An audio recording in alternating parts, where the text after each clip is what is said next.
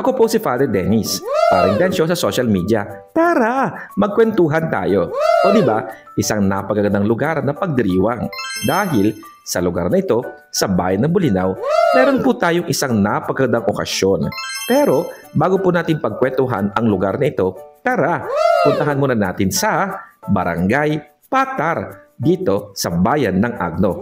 Bakit? Sapagkat sa araw na po ito ay kanilang pagdiriwang ng Barangay Fiesta. Kasama natin si Ate Arlene at si Ate Arceli. Si Ate Arceli andun sa bandang likod. Ayan, napaaga yata kami nadating dahil naghahanda pa lamang sila ng mga gamit para sa ating pagdiriwang ng ating Santa Misa. Dahil kagabi, puyat sila. O diba? Marami kasi silang mga ginawa. Kaya naman, ang mga kaibigan po natin na aatin ng Santa Misa ngayong umaga ay medyo na-late ng konti. Kaya naman, mag-aantay tayo. Ayan, andito na po tayo sa bayan ng Bulinaw dahil ipinagdiriwang po natin sa araw nito ang ika-50 anibersaryo ng pagkapare ni Father Guerrero Clavero.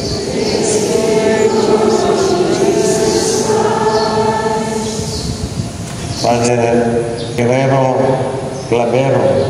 Father Guerrero Clavero, Father Jerry, was ordained a priest on April 18, 1974 by the Most Reverend Felix Perez, who was then the Bishop of Imus, here at St. James the Great Parish, Bulinaw, Pangasinan.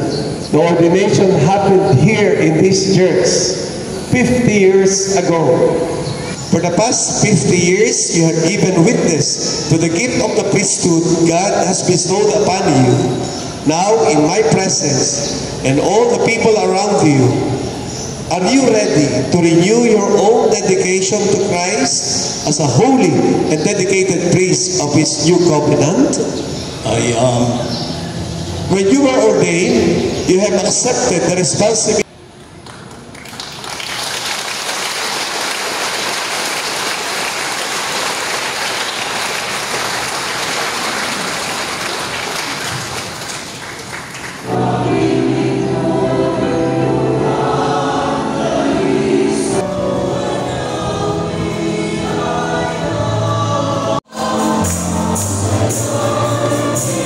Isang napakagandang okasyon na dinulahan ng napakaraming pari na kaibigan ni Father Clavero, isa sa mga pari dito sa bayan ng Bulinaw. Kaya naman, sa lahat po ng mga kaibigan po natin na nakipagkaisa para sa kanyang 50 anibersaryong pagdiriwang, maraming salamat po sa inyong lahat. Katulad nga po ng paalala po natin sa bawat isa, naway ipagdasal po natin ang bawat isa. Lalong-lalo na ang lahat ng mga kaparian na malapit sa ating mga puso dahil kailangan din namin ng inyong mga dasal. Thank you po!